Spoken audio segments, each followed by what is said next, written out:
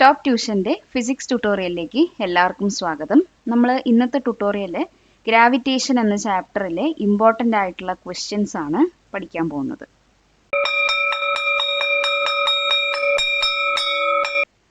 Question: എന്താണ് force of gravity? ഒരു example സഹിതം എക്സ്പ്ലെയിൻ ചെയ്യാനാണ് പറഞ്ഞിരിക്കുന്നത്. അപ്പോൾ ഫോഴ്സ് ഓഫ് ഗ്രാവിറ്റി എന്ന് പറയുന്നത് എന്താണെന്ന് വെച്ചാൽ, നമ്മുടെ ഭൂമി എല്ലാ ഒബ്ജക്ട്സിനെയും അതിൻ്റെ സെൻറ്ററിലേക്ക് അട്രാക്റ്റ് ചെയ്യും. അപ്പോൾ ഈ ഫോഴ്സ് ഓഫ് അട്രാക്ഷനെയാണ് നമ്മൾ ഫോഴ്സ് ഓഫ് ഗ്രാവിറ്റി എന്ന് പറയുന്നത്. അപ്പോൾ ഗ്രാവിറ്റേഷൻ ഫോഴ്സിൻ്റെ കുറച്ച് എക്സാമ്പിളാണ് ഫെദർ അല്ലെങ്കിൽ സ്റ്റോൺ അല്ലെങ്കിൽ ഒരു ട്രീയിൽ നിന്ന് ഒരു ഫ്രൂട്ട് താഴത്തേക്ക് വീഴുന്നതോ, അതുപോലെ തന്നെ എർത്തിൻ്റെ രണ്ട് ഓപ്പോസിറ്റ്, അതായത് ഓപ്പോസിറ്റ് സൈഡിൽ ഉണ്ടാവുന്ന ആളുകൾ, അവരെ എർത്തിൻ്റെ ഗ്രാവിറ്റി സെൻറ്ററിലേക്ക് പുള്ള് ചെയ്യും. അപ്പോൾ അതുകൊണ്ടാണ് ആ ഓപ്പോസിറ്റ് സൈഡിലുള്ള ആളുകൾ താഴത്തേക്ക് വീഴാത്തത്. നെക്സ്റ്റ് ക്വസ്റ്റ്യൻ എന്ന് പറയുന്നത്, ഒരു സ്റ്റോണും ഫെദറും താഴത്തേക്ക് വീഴാനായിട്ട് അവരെ എന്താണ് സഹായിക്കുന്നത്? അവർക്ക് എവിടുന്നാണ് ആ ഫോഴ്സ് കിട്ടുന്നത്? അപ്പോൾ സ്റ്റോണിനെയും ഫെദറിനെയും താഴത്തേക്ക് വീഴാൻ സഹായിക്കുന്ന ആ ഒരു ഫോഴ്സ് കിട്ടുന്നത് എർത്തിൽ നിന്നാണ്. നമുക്കറിയാം, എർത്ത് എന്ന് പറയുന്നത് എല്ലാ ഒബ്ജക്ട്സിനെയും അതിൻ്റെ സെൻറ്ററിലേക്ക് അട്രാക്റ്റ് ചെയ്യും. എന്ത് വെച്ചിട്ട്? ഒരു ഫോഴ്സ് ഓഫ് അട്രാക്ഷൻ ഉപയോഗിച്ചിട്ട് എല്ലാ ഒബ്ജക്ട്സിനെയും അട്രാക്റ്റ് ചെയ്യും. ആ ഫോഴ്സ് ഓഫ് അട്രാക്ഷനെയാണ് നമ്മൾ ഗ്രാവിറ്റി എന്ന് പറയുന്നത്. അപ്പോൾ ഗ്രാവിറ്റി എന്ന ഫോഴ്സ് ഉപയോഗിച്ചിട്ടാണ് എർത്ത് തൻ്റെ സെൻറ്ററിലേക്ക് സ്റ്റോണിനെയും ഫെദറിനെയും പുള്ള് ചെയ്യുന്നത്. Question: briefly describe the factors influencing the force of gravity. അപ്പോൾ ഗ്രാവിറ്റീനെ ഇൻഫ്ലുവൻസ് ചെയ്യുന്ന ഫാക്ടേഴ്സ് എന്തൊക്കെയാണെന്നുള്ളതാണ് ചോദ്യം. അപ്പോൾ മേജർ ഫാക്ടേഴ്സ് ഏതൊക്കെയാണെന്ന് ചോദിച്ചാൽ, ആദ്യത്തെ മാസ്സാണ്. അപ്പോൾ ഒരു ഒബ്ജക്റ്റിൻ്റെ മാസ് ഇൻക്രീസ് ആയിക്കഴിഞ്ഞാൽ അതിൻ്റെ മേലെ എക്സ്പീരിയൻസ് ചെയ്യുന്ന ഫോഴ്സ് ഓഫ് അട്രാക്ഷൻ എന്ന് പറയുന്നതും കൂടുതലായിരിക്കും. ഇപ്പോൾ ഒരു എക്സാമ്പിൾ എടുക്കുകയെന്നുണ്ടെങ്കിൽ, ഒരു 100 kg ഒബ്ജക്റ്റിന് മേലെ എക്സേർട്ട് ചെയ്യുന്ന ഗ്രാവിറ്റേഷൻ ഫോഴ്സിനെക്കാളും കൂടുതലായിരിക്കും ഒരു 200 കിലോ ഉള്ള ഒബ്ജക്റ്റ് എക്സ്പീരിയൻസ് ചെയ്യുന്നത്. രണ്ടാമത്തെ ഫാക്ടറാണ് ഡിസ്റ്റൻസ് എന്ന് പറയുന്നത്. അപ്പോൾ ഡിസ്റ്റൻസ് ഇവിടെ കൂടിക്കഴിഞ്ഞാൽ, ഒരു ഒബ്ജക്റ്റിൻ്റെ ഡിസ്റ്റൻസ് കൂടിക്കഴിഞ്ഞാൽ ഫോഴ്സ് ഓഫ് അട്രാക്ഷൻ എന്ന് പറയുന്നത് ഡിക്രീസ് ആവും. അതായത് ഇപ്പോൾ ഒരു ഒബ്ജക്റ്റ് എർത്തിൻ്റെ സെൻറ്ററിൽ നിന്ന് കുറച്ച് മാറി പോയി കഴിഞ്ഞാൽ എന്താ സംഭവിക്കുകയെന്ന് വെച്ചാൽ, അവിടെ ഫോഴ്സ് ഓഫ് അട്രാക്ഷൻ എന്ന് പറയുന്നത് കുറഞ്ഞു വരും. അപ്പോൾ അതാണ് രണ്ട് ഫാക്ടേഴ്സ്, മാസും രണ്ടാമത്തത് ഡിസ്റ്റൻസും. Question: state the universal law of gravitation. Why is G called the universal gravitation constant? അപ്പോൾ രണ്ട് ചോദ്യങ്ങളാണ്. യൂണിവേഴ്സൽ ലോ ഓഫ് ഗ്രാവിറ്റേഷൻ എന്താണ്? അതുപോലെ തന്നെ ജി എന്ന് പറയുന്നതിനെ യൂണിവേഴ്സൽ ഗ്രാവിറ്റേഷൻ കോൺസ്റ്റൻറ്റ് എന്ന് വിളിക്കുന്നു. അപ്പോൾ എന്തുകൊണ്ടാണ്? നമുക്ക് ആദ്യം യൂണിവേഴ്സൽ ലോ ഓഫ് ഗ്രാവിറ്റേഷൻ എന്താണെന്ന് നോക്കാം. യൂണിവേഴ്സൽ ലോ ഓഫ് ഗ്രാവിറ്റേഷൻ പറയുന്നത്, യൂണിവേഴ്സിലുള്ള എല്ലാ ഒബ്ജക്ട്സുകളും അങ്ങോട്ടും ഇങ്ങോട്ടും അട്രാക്റ്റ് ചെയ്യും. അപ്പോൾ ഈ പറയുന്ന ഫോഴ്സ് ഓഫ് അട്രാക്ഷൻ, രണ്ട് ഒബ്ജക്റ്റുകൾ തമ്മിലുള്ള ഫോഴ്സ് ഓഫ് അട്രാക്ഷൻ എന്ന് പറയുന്നത് ആ ഒബ്ജക്റ്റുകളുടെ മാസുമായിട്ട് പ്രൊപ്പോർഷണൽ, ഡയറക്റ്റ്ലി പ്രൊപ്പോർഷണൽ ആണ്. ആൻഡ് ഈ ഒബ്ജക്റ്റുകളുടെ സെൻറ്ററുകൾ തമ്മിലുള്ള ആ ഒരു ഡിസ്റ്റൻസുമായിട്ട് ഇൻവേഴ്സ്ലി പ്രൊപ്പോർഷണൽ ആണ്. അപ്പോൾ നമ്മളതാണ് ഇവിടെ കൊടുത്തിരിക്കുന്നത്, F is proportional to m1 m2 divide by d² എന്ന്. അപ്പോൾ ഈ ഒരു പ്രൊപ്പോർഷണാലിറ്റിയെ നമ്മളൊരു ഇക്വേഷൻ രൂപത്തിലാക്കാനായിട്ടാണ് നമ്മളിവിടെ ഒരു കോൺസ്റ്റൻറ്റിനെ ഉപയോഗിച്ചിരിക്കുന്നത്. ഈ കോൺസ്റ്റൻ്റ് ആണ് ഗ്രാവിറ്റേഷണൽ കോൺസ്റ്റൻറ്റ്, അതായത് ജി എന്ന് പറയുന്നത്. ഈ ജി എന്ന് പറയുന്നതിന് ഒരു വാല്യൂ ഉണ്ട്, അതാണ് 6.67 into 10⁻⁻11 newton metre square per kg² എന്ന് പറയുന്നത്. അപ്പോൾ ഈ ഒരു വാല്യൂ യൂണിവേഴ്സൽ കോൺസ്റ്റൻ്റ് ആണ്. അപ്പോൾ നമ്മൾ ഒരു രണ്ട് ഒബ്ജക്റ്റുകൾ, 1 കിലോ ഉള്ള രണ്ട് ഒബ്ജക്റ്റുകളുടെ ഡിസ്റ്റൻസ് എന്ന് പറഞ്ഞാൽ, അവർ തമ്മിലുള്ള ഡിസ്റ്റൻസ് എന്ന് പറയുന്നതിനെ 1 മീറ്റർ ആക്കി എടുത്തു കഴിഞ്ഞാൽ, അപ്പോൾ അവരുടെ തമ്മിലുള്ള ഗ്രാവിറ്റേഷൻ ഫോഴ്സ് കണക്കാക്കുമ്പോൾ നമുക്ക് കിട്ടുന്നത് 6.67 ഇൻറ്റു 10⁻⁻11 ന്യൂട്ടൺ എന്നാണ്. ഇനി രണ്ടാമത്തെ ചോദ്യത്തിലേക്ക് വരാം. എന്തുകൊണ്ടാണ് യൂണിവേഴ്സൽ ഗ്രാവിറ്റേഷണൽ കോൺസ്റ്റന്റ് എന്ന് പറയുന്നത്? കാരണം ഈ ജി എന്ന് പറയുന്നത് യൂണിവേഴ്സിൽ എല്ലാവിടെയും സെയിം ആയിരിക്കും. അതുപോലെ തന്നെ ഇത് ഒരു ബോഡിയുടെയും നേച്ചറോ സൈസോ ആയിട്ടോ ഒരു ഡിപ്പെൻഡൻസീസും ഇല്ല. അതുപോലെ തന്നെ രണ്ട് ബോഡികൾ തമ്മിലുള്ള ആ ഒരു മീഡിയത്തിനെയും ഈ പറയുന്ന യൂണിവേഴ്സൽ കോൺസ്റ്റന്റിന് യാതൊരുവിധ ഡിപ്പെൻഡൻസീസും ഇല്ല. അതുകൊണ്ടാണ് യൂണിവേഴ്സിലെ എല്ലാവിടെയും ഇതെന്താണ് സെയിം ആയിട്ട് ഇരിക്കുന്നത്. അപ്പോൾ നമ്മളതിനെ യൂണിവേഴ്സൽ ഗ്രാവിറ്റേഷണൽ കോൺസ്റ്റന്റ് എന്ന് വിളിച്ചു.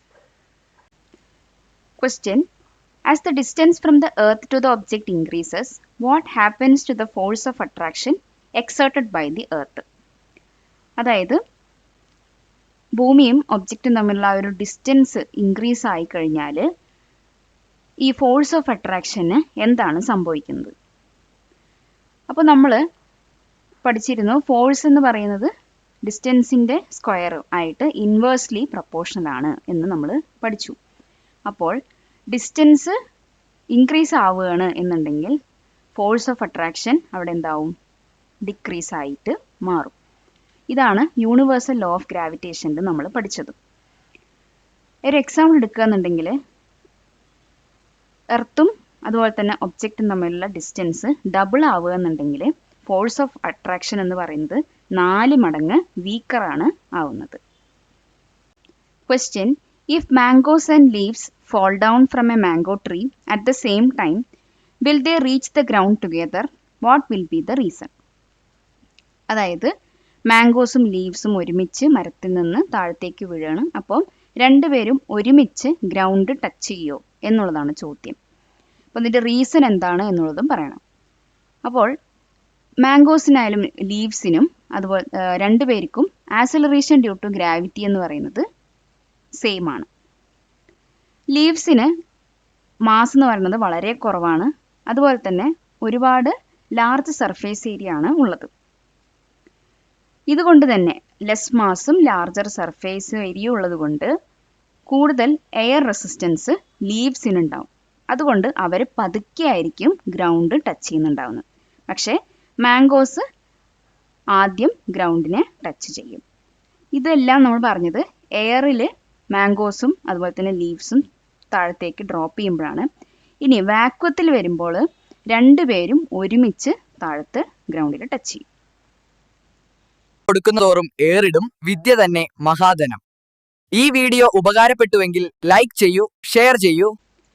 Question: Is the acceleration due to gravity the same everywhere on Earth? How does the weight of an object vary on Earth? ചോദ്യം എന്താണെന്ന് വെച്ചാൽ ആക്സിലറേഷൻ ഡ്യൂ ടു ഗ്രാവിറ്റി എന്ന് പറയുന്നത് എർത്തിൽ എല്ലാവിടെയും സെയിം ആയിരിക്കുമോ എന്നുള്ളതാണ് ആദ്യത്തെ ചോദ്യം. രണ്ടാമത്തെ ചോദ്യം പറയുന്നത് എങ്ങനെയാണ് എർത്തിൽ ഒബ്ജക്റ്റിൻ്റെ വെയിറ്റ് എന്ന് പറയുന്നത് ഓരോ സ്ഥലങ്ങളിലും വ്യത്യാസപ്പെട്ടിരിക്കുന്നത്. അതാണ് രണ്ട് ചോദ്യം. അപ്പോൾ നമുക്ക് ആദ്യത്തെ ചോദ്യത്തിന് ഉത്തരം നോക്കാം. ആക്സിലറേഷൻ ഡ്യൂ ടു ഗ്രാവിറ്റി എന്ന് പറയുന്നത് എർത്തിലെ എല്ലാവിടെയും സെയിം അല്ല. ആക്സിലറേഷൻ ഡ്യൂ ടു ഗ്രാവിറ്റി എന്ന് പറയുന്നത് G=gm/r² എന്നാണ്. അതിൽ എർത്തിൻ്റെ ഷേപ്പ് എന്ന് പറയുന്നത് ഒരു പെർഫെക്റ്റ് ആയിട്ടുള്ളൊരു സ്ഫിയർ അല്ല. അതുകൊണ്ട് ഈ R എന്ന് പറയുന്നതിൻ്റെ വാല്യൂ വ്യത്യാസപ്പെട്ടിരിക്കും. അപ്പോൾ R ചേഞ്ച് ആവുമ്പോൾ ഇവിടെ G എന്ന് പറയുന്നതിൻ്റെ വാല്യൂവും ചേഞ്ച് ആവും.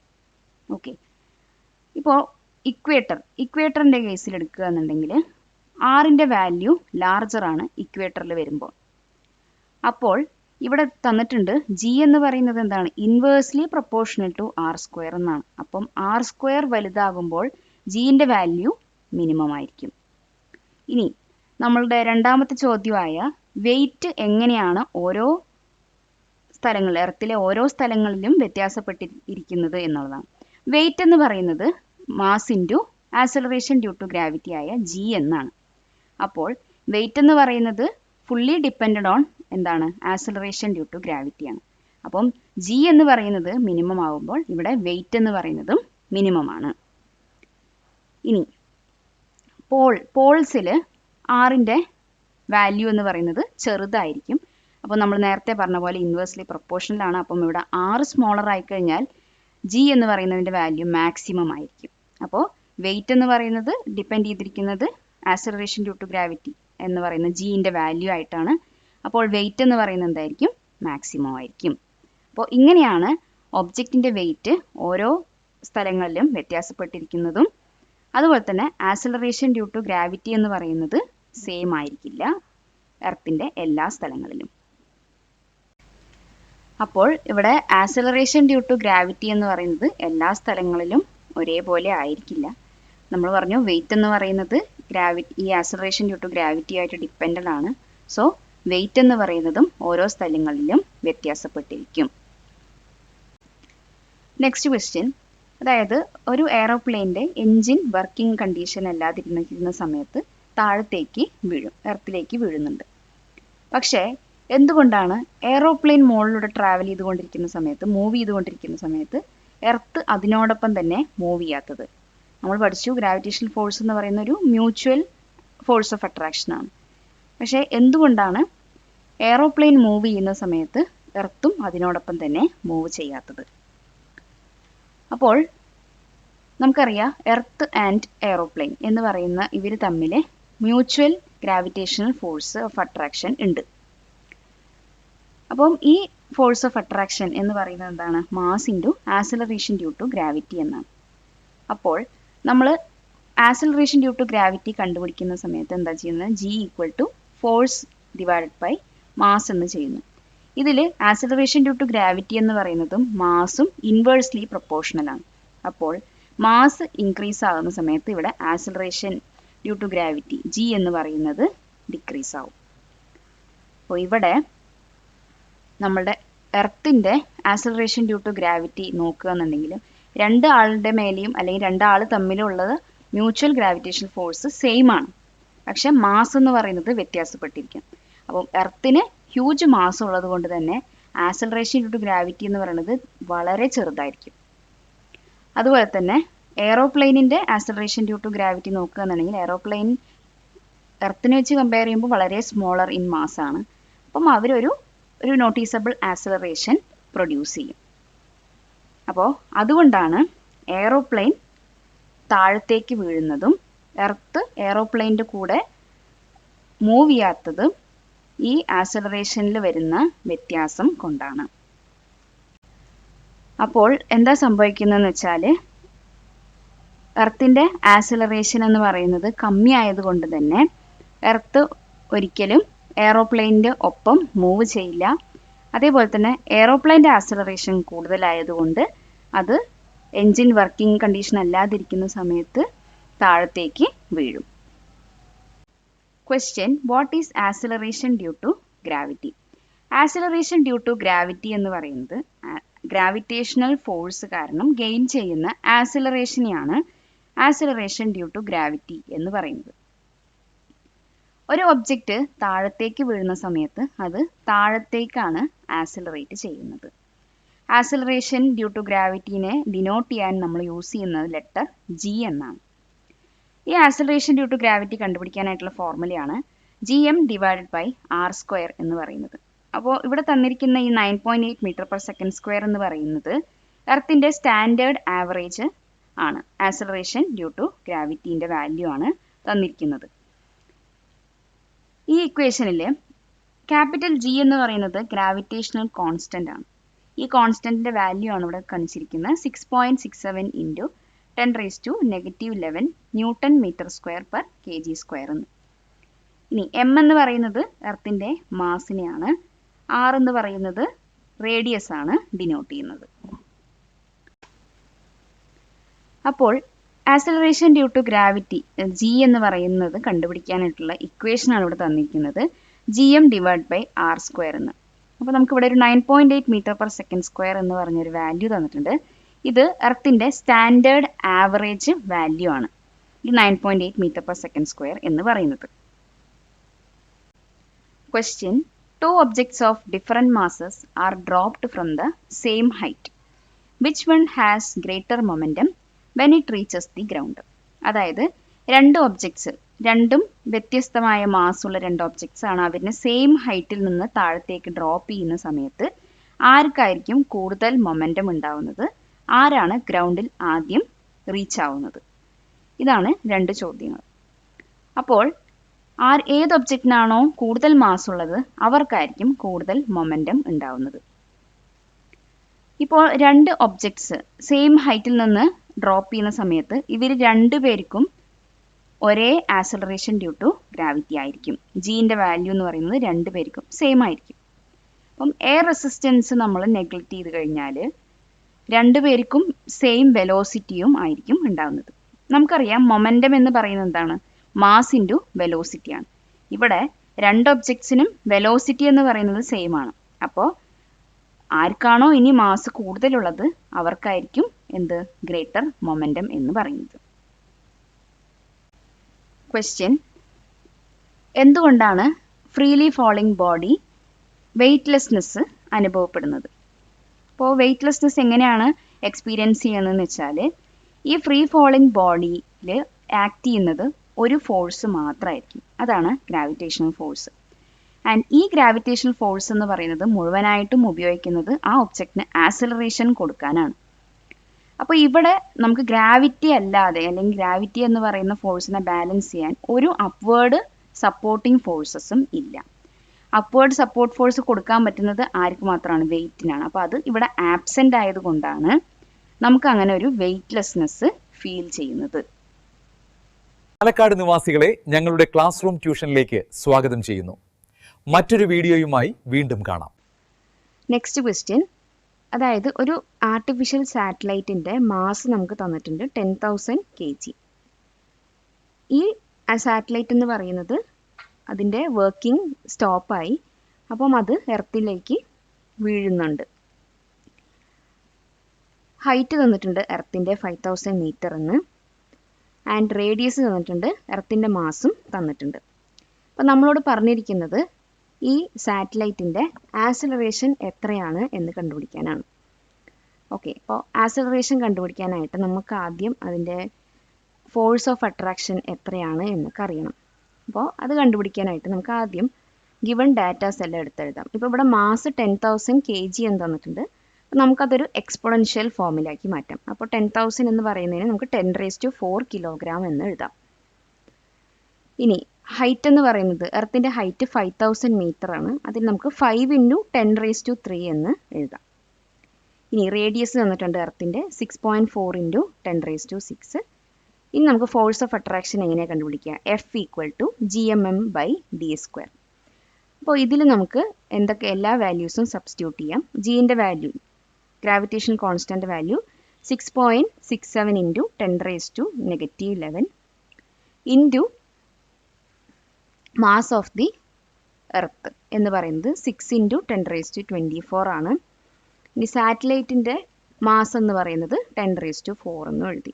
ഡിവൈഡഡ് ബൈ ഡിസ്റ്റൻസ് ആണ് ഇവിടെ തന്നിരിക്കുന്നത്. ഡിസ്റ്റൻസ് എന്ന് പറയുന്നത് ഈ റേഡിയസും ഹൈറ്റും കൂടി പ്ലസ് ചെയ്ത് കഴിഞ്ഞാൽ നമുക്ക് ഡിസ്റ്റൻസ് കിട്ടും. അപ്പോൾ റേഡിയസ് എന്ന് പറയുന്നത് 6.4 × 10⁻6 പ്ലസ് ഈ ഹൈറ്റ് 5 × 10⁻³ ദ ഹോൾ സ്ക്വയർ. ഈ d² സ്ക്വയർ എടുത്തിട്ടു. അപ്പോൾ നമുക്ക് കിട്ടിയ ആൻസർ എന്ന് പറയുന്നത് എന്താണെന്ന് വെച്ചാൽ 6.67 × 6 ഇൻറ്റു നമുക്കറിയാം a⁻m into a⁻n into a⁻o എന്ന് വിചാരിക്കാം. അപ്പോൾ അങ്ങനെ വരുമ്പോൾ നമ്മൾ എക്സ്പൊണൻസിനെ എങ്ങനെയാണ് പ്ലസ് ചെയ്യുകയെന്ന് വെച്ചാൽ a⁻m+n+o എന്നെഴുതും. അപ്പോൾ ഇവിടെ 10⁻⁻11 + 24 + 4 എന്ന് ചെയ്ത് കഴിഞ്ഞാൽ നമുക്ക് 10⁻17 എന്ന് കിട്ടും. ഡിവൈഡഡ് ബൈ 6.4 × 10⁻6 + 5 എന്ന് പറയുമ്പോൾ 6.405 ഇൻറ്റു a⁻m⁴n എന്ന് പറയുമ്പോൾ a⁻m+n എന്ന് കിട്ടും. അപ്പം 10⁻3 × 6 10⁻6 എന്ന് കിട്ടി. ഇത് എല്ലാം കൂടിയിട്ടാണ് ഈ ഒരു സ്ക്വയർ. ഇനി ബാക്കി എല്ലാം സെയിം ആണ്. ഇവിടെ മാത്രം ഈ എക്സ്പൊണൻസിന് മാത്രമാണ് നമുക്കിനി ഹാൻഡിൽ ചെയ്യേണ്ടത്. അപ്പോൾ ഇവിടെ 10⁻17 എന്നുണ്ട്. ഡിവൈഡഡ് ബൈ 10⁻6 × 2 എന്ന് പറഞ്ഞാൽ എത്രയാണ്? 12. അപ്പോൾ a⁻m/a⁻n എന്ന് പറഞ്ഞാൽ a⁻m−n എന്നാണ്. അപ്പം 17 - 12 എന്ന് പറയുമ്പോൾ നമുക്ക് ഇവിടെ കിട്ടി 10⁻5 എന്ന്. പിന്നെ ഇവിടെ ഒരു സ്ക്വയർ കൂടിയുണ്ട്. അപ്പം നമ്മളതിനെ 6.405 ഹോൾ സ്ക്വയർ എന്ന് എഴുതി. അപ്പോൾ ഇത് രണ്ടും ഡിവൈഡ് ചെയ്യുമ്പോൾ കിട്ടുന്നതാണ് 9.76 ഇൻറ്റു 10⁴ ന്യൂട്ടൺ. അതായത് ഈ സാറ്റലൈറ്റും എർത്തും തമ്മിലുള്ള ഫോഴ്സ് ഓഫ് അട്രാക്ഷൻ ആണ് നമ്മളിപ്പോൾ കണ്ടുപിടിച്ചിരിക്കുന്ന 9.76 എന്ന് പറയുന്നത്, 76 ഇൻറ്റു 10⁴ എന്ന് പറയുന്നത്. ഇനി ആക്സിലറേഷൻ കണ്ടുപിടിക്കാനായിട്ട് നമ്മൾ എന്ത് ചെയ്യും? Force divided by mass. അപ്പോൾ ഇവിടെ നമുക്ക് ഫോഴ്സ് എന്ന് പറയുന്നത് കിട്ടി 9.76 into 10⁴ divided by mass. Mass എന്ന് പറഞ്ഞാൽ ആരുടെ മാസാണ്? സാറ്റലൈറ്റിൻ്റെ മാസ് 10⁴. അപ്പോൾ ഈ 10⁴ഉം ഇവിടെ രണ്ടും ക്യാൻസലായി. അവസാനം നമുക്ക് കിട്ടി ഇവരുടെ ആക്സിലറേഷൻ എന്ന് പറയുന്നത് 9.76 m/s² എന്നാണ്.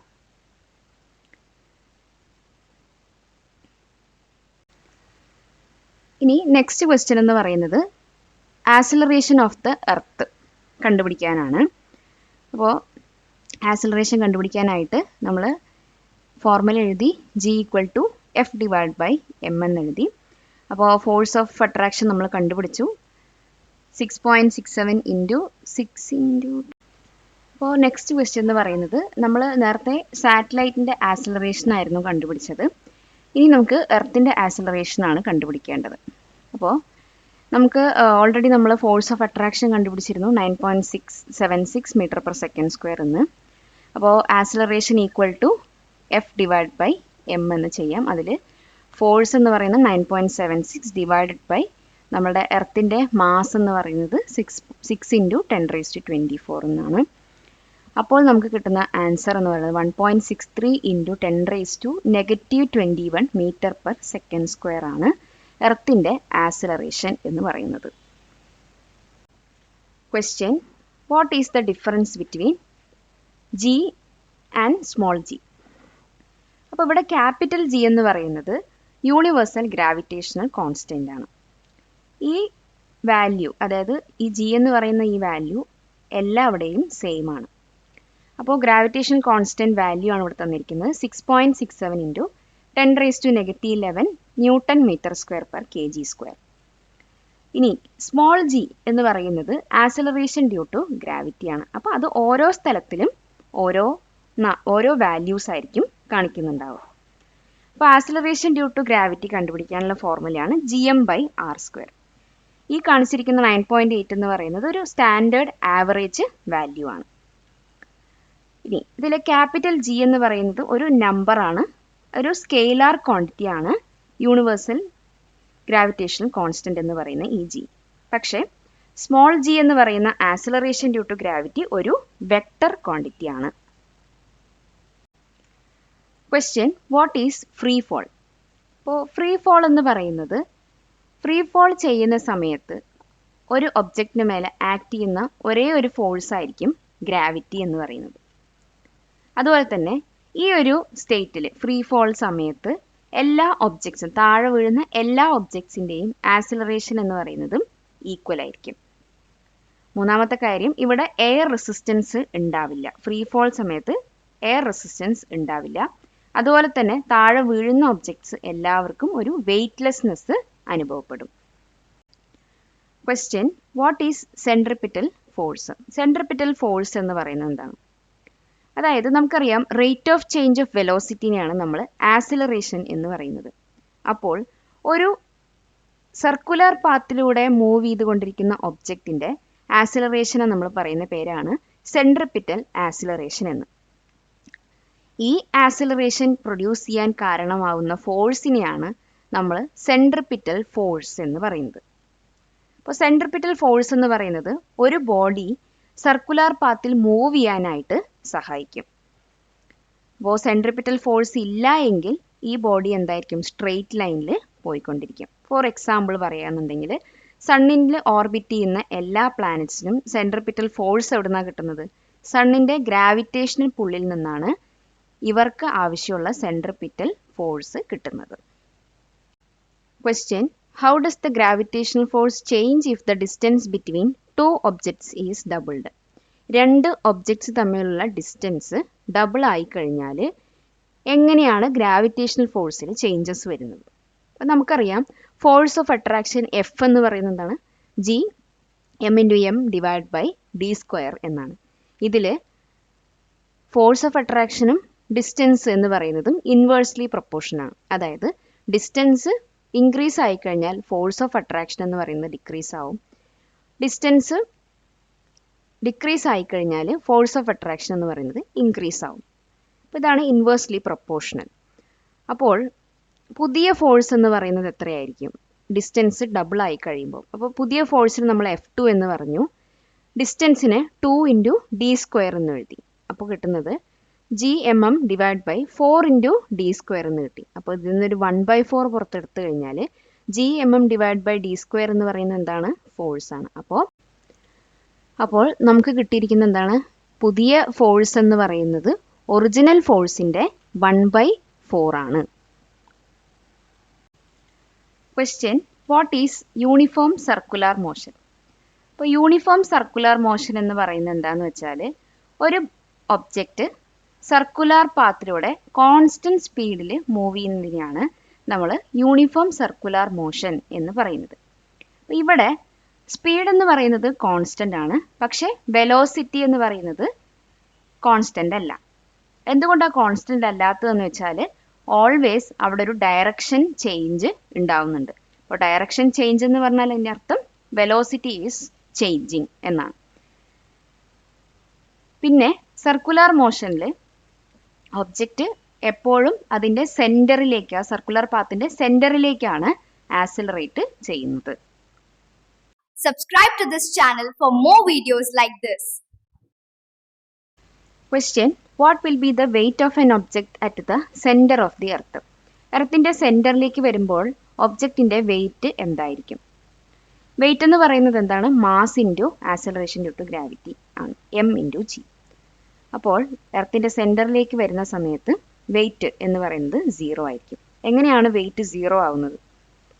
വെയിറ്റ് 0 ആവുന്നത് ഇങ്ങനെയാണ്. ആക്സലറേഷൻ ഡ്യൂ ടു ഗ്രാവിറ്റി എന്ന് പറയുന്നത് എർത്തിൻ്റെ സെൻറ്ററിൽ 0 ആണ്. അപ്പോൾ ഇവിടുത്തെ ഈ ജീൻ്റെ വാല്യൂ 0 ആയിക്കഴിഞ്ഞാൽ 0 ഇൻറ്റു m എന്ന് പറഞ്ഞാൽ വെയിറ്റ് എന്തായിരിക്കും? 0 ആണ്. അപ്പം ഈ എങ്ങനെയാണ് ഫോഴ്സ് ഓഫ് ഗ്രാവിറ്റി ഇവിടെ 0 ആവുന്നത്? ഫോഴ്സ് ഓഫ് ഗ്രാവിറ്റി 0 ആവുന്നത് ഇങ്ങനെയാണ്. അപ്പം ഈ ഒബ്ജക്റ്റിന് എർത്തിൻ്റെ എല്ലാ ഡയറക്ഷൻസിൽ നിന്നും ഫോഴ്സ് അപ്ലൈ ചെയ്യുന്നുണ്ടാവും, അല്ലെങ്കിൽ ആ ഒരു ഗ്രാവിറ്റേഷണൽ പുള്ള് കൊടുക്കുന്നുണ്ടാവും. അപ്പോൾ അങ്ങനെ ചെയ്യുന്ന സമയത്ത് ഈക്വൽ ഫോഴ്സസ് ആണ് കൊടുക്കുന്നത്. അപ്പോൾ ഈക്വൽ ഫോഴ്സസ് കൊടുത്തു കഴിഞ്ഞാൽ എന്താവും? ആ ഫോഴ്സസ് എല്ലാം ക്യാൻസൽ ഔട്ടായി അവസാനം നെറ്റ് ഫോഴ്സ് എന്ന് പറയുന്നത് നമുക്ക് 0 ആണ് കിട്ടുന്നത്. അപ്പം അങ്ങനെയാണ് ആക്സലറേഷൻ ഡ്യൂ ടു ഗ്രാവിറ്റി 0 ആയതും വെയിറ്റ് എന്ന് പറയുന്നത് എന്താണ്? 0 ആയതും. Question, why is an object heavier at the poles than at equator? അപ്പോൾ ഇക്വേറ്ററിനെ കമ്പയർ ചെയ്ത് നോക്കുമ്പോൾ പോൾസിലാണ് ഒബ്ജക്റ്റിൻ്റെ വെയിറ്റ് എന്ന് പറയുന്നത് ഹെവി. അപ്പോൾ എന്തുകൊണ്ടാണ് അങ്ങനെ സംഭവിക്കുന്നത്? അപ്പോൾ നമ്മൾക്കറിയാം acceleration due to gravity g എന്ന് പറയുന്നത് gm/r² ആണ്. ഇതിൽ ആക്സലറേഷൻ ഡ്യൂ ടു ഗ്രാവിറ്റിയും അതുപോലെ തന്നെ r എന്ന് പറയുന്ന എർത്തിൻ്റെ റേഡിയസും ഇൻവേഴ്സ്ലി പ്രൊപ്പോർഷണലാണ്. അപ്പോൾ r എന്ന് പറയുന്നത് പോളാർ റീജിയനിൽ, ഇക്വേറ്ററിനെ അപേക്ഷിച്ച് പോളാർ റീജിയനിൽ r-ൻ്റെ വാല്യൂ എന്ന് പറയുന്നത് ചെറുതാണ്. അപ്പോൾ ചെറുതാവുമ്പോൾ r-ൻ്റെ വാല്യൂ ചെറുതാവുമ്പോൾ g-ൻ്റെ വാല്യൂ എന്തായിരിക്കും? ഇൻവേഴ്സ്ലി പ്രൊപ്പോർഷനാണ്, മാക്സിമം ആയിരിക്കും.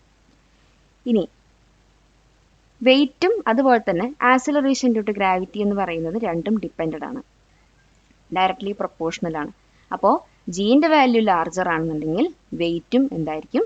ലാർജർ ആയിരിക്കും. അപ്പോൾ അതുകൊണ്ടാണ് പോൾസിൽ ഏറ്റവും കൂടുതൽ വെയിറ്റ് കാണുന്നത്. Question, from where do artificial satellites get the centripetal force to orbit the earth? അപ്പോൾ